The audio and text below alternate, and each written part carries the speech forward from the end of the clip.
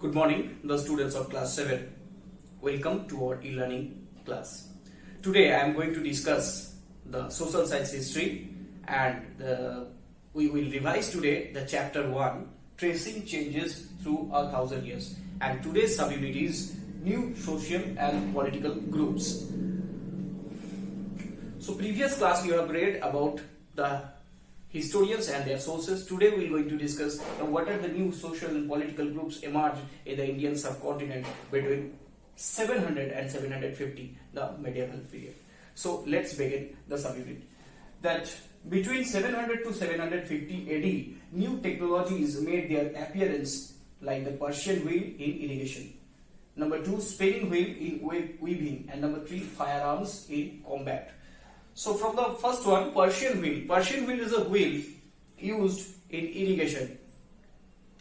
So it is a round shaped wheel and buckets joined with each part of the wheel, and with the use of rope they drawn water from the well. It is and with an animal.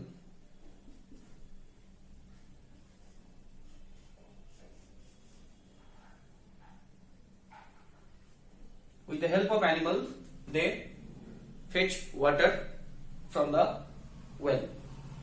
So this is Persian wheel, and from the name Persian you can easily understood that this technology actually introduced in India or Indian subcontinent from Persia, today's Iran.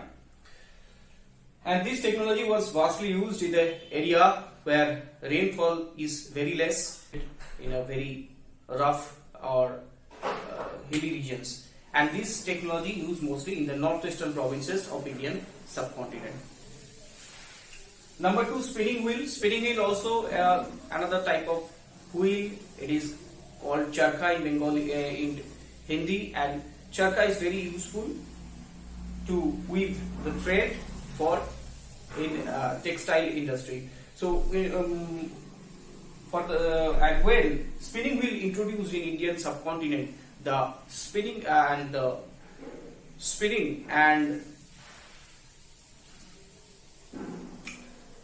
textile industry also flourished in Indian subcontinent.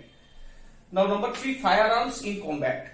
So you know that firearms are a very important thing at that time used by the army. So previously what happened, they used the spear, the sword, the armors, and there were other equipments, but the firearms was first introduced in medieval period, and most advanced firearms at that time was introduced by Babur, Jahiruddin Muhammad Babur, the first Mughal emperor. Number 2, new food and beverages also arrived in the subcontinent, such as potatoes, corn, chilies, tea and coffee. So you know that mainly the Portuguese sailors, European sailors started arriving India at that time.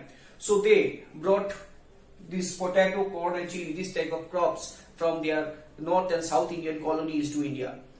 As well as tea was introduced from China and coffee from Africa.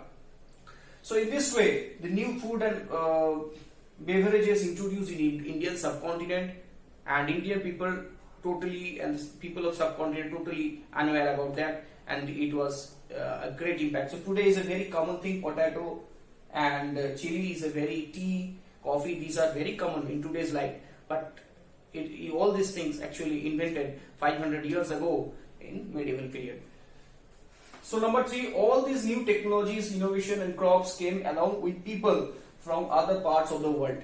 It is true that I have already mentioned that most of these crops, all these things are introduced by the foreigners who lived in the different part of the world. Portuguese from Europe, the Arabian invaders, as well as the Turkish, the Afghan and the Persian invaders, and the Central Asia, Mughals from Central Asia. So all these people brought the new technologies, the innovations and crops to India. And India became a very rich country with many diversities. So this was the period of social, cultural, economic and political changes. So that's why this period is a period when social and foreign cultures, their social norms, their economic activities and their political systems also introduced in India, and with they mixed with the Indian economy, polity, society, and as well as culture. Okay, now we will discuss about how the subcontinent give opportunity to a group of people who came from outside with its wealth and possibilities to try their luck in the subcontinent. So in this way, all the foreign powers from the start of the medieval period, when the invasion of Muhammad bin Qasim in 712 AD, after that all the invaders one by one, the Persians, the Afghans, the Mughals, so all these powers came to India in medieval period, and as well as the European powers, the Portuguese and British East India Company. So all these powers came to India, and the subcontinent gave them the opportunity to settle here with their vast fertile lands, and which produced a huge amount of crops and also a revenue in terms of wealth, as well as the possibilities to settle here. They got the opportunity, they got employed under the Indian rulers as their soldiers, as their officials. They learn about the subcontinent, and some of them also spend their rest of the life in the subcontinent. In this way, subcontinent gave opportunity to all the group of people who came from outside. Now, one of them was Rajput. They are not outsiders actually. This name driven from the Rajputra, or the son of a ruler. These people actually today, you know that a state named Rajasthan, and those Rajputs belong to the Rajasthan. Actually, they from the ancient Indian period, they lived on these regions. Between the 14th to 18th century, the term was applied more generally to a group of people of warrior who claimed themselves as Kshatriya. Kshatriya, you have already know that in Vedic period, the four groups are there in the society: Brahmana, Kshatriya, Vaishya, Shudra. Kshatriyas are the warrior class, and kings often selected from those community. So a chivalric code of conduct, extreme valor and great sense of loyalty described by their poet. So as a features of this community, that a chivalry code, chivalry word actually came from a code of conduct that was followed in, say, medieval European knights. Knights is a soldier under those feudal lords, and as well as they never ran away from the battlefield, and they fought till death. So these type of messages, songs and stories and rumors spread around the Rajasthan and all over the India about the Rajputs by their some king's court poets, their birds, with those people traveling one place to another place and singing their song and poem to the people. Those are birds. So through those people, the messages, the stories reached all over the subcontinent. So these are the story of Rajput. Except those, some new groups also emerged in Indian subcontinent, such as other political groups like Ahoms. Ahoms ruled in Assam. The Marathas, they ruled in Maharashtra, today's Maharashtra. Sikh, you know the Sikhs, they ruled in Punjab region, the Jats, today's Haryana region, and also Kayasthas. Kayasthas are actually the community of scribes. All these groups became powerful at that time. Now next, what happened? The change in habitat.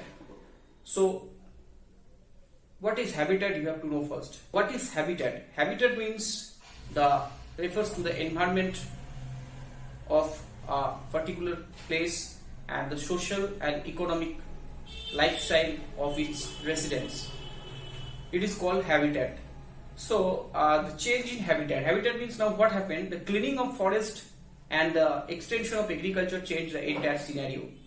And new peasant groups gradually began to be influenced by regional markets. Now the peasants, they at that time most than 95% of people, they busy in agriculture, they involved in agricultural activities. And when new people came from outside, when the population increases, new peasant groups gradually began to be influenced by regional markets and chieftains. These and some foreign traders, when came to the subcontinent, they also influenced them. They give us your product, we will sell them in outside markets. And when demand increased, they also their process of agricultural production was changed. And also they influenced by the priests, the monasteries and temples. They also influenced by the priests, monasteries and temples. And they were required to pay taxes and offer goods and services to the local lords. Sometimes they offered their agricultural produce and goods to the temples as well and monasteries, as well as they were required to pay taxes and often offer goods and services to local lands. Those rulers actually influence them and tell them that if you give us the taxes and offer us your goods, then we will protect you from the foreign invaders and you can live a peaceful life. In this way, they started collecting taxes, those chieftains, those warrior class. Now, socio-economic differences emerged among the peasants. People grouped into jatis or subcastes and ranked on their occupations and backgrounds. You have already know in Vedic period there are 4 main varnas: Brahman, Kshatriya, Vaishya and Shudra. So except those main groups, inside those groups also the different subcastes also emerged as per their occupation. Suppose in the Vaishya community 2 groups emerged. One is the peasants and the one is the traders, and through the time the traders became more powerful and more wealthy than the peasants. And a lot of other subcastes also emerged. In the Sudra community there are also different subcastes emerged, and in the Brahmanas also, and they ranked on their occupations and backgrounds. So ranks on society varied according to their power, influence and resources controlled by them, and it was not fixed permanently. It would change at the time if their power, influence and resources controlled by them was changed. So in this way, rank of society varied according to their power, influence and resources, and we have already seen in chapter 2 how some Brahmanas, they emerge as a Kshatriya ruler, some Vaishya ruler, they also lower caste people, they also emerge as Kshatriya and other communities, and they established their control power in the society. They became ruler. So in this way, jati formed their own rules and regulations to manage the conduct of their members. In this way, each and every jati or subcastes, they also developed some rules and regulations to control their people and also hold the power of the territory. And the regulations enforced by an assembly of elders and experienced persons known as Jati Panchayat. So what is Jati Panchayat? That the regulations enforced by an assembly of elders and experienced persons known as Jati Panchayat. And Jati Panchayat also controlled the rules and regulations and activities of the particular jati or subcastes. So several Jati Panchayat follow the rules of their villages. Several villages also ruled by a chieftain, and together they were only a small unit of state. So in this way, several Jati Panchayats followed the rules of their villages, and several villages ruled by their chieftain, and they are also called a small state, and ruler or king rule the entire state. In this way, the social and political groups emerged in the society, and they ruled the Indian subcontinent before the arrival of the foreigners, the invaders in India. So that's all from today's class. Hope you have understood this class. Next class we will revise another subunit from your book, chapter 1, Tracing Changes Through 1000 Years.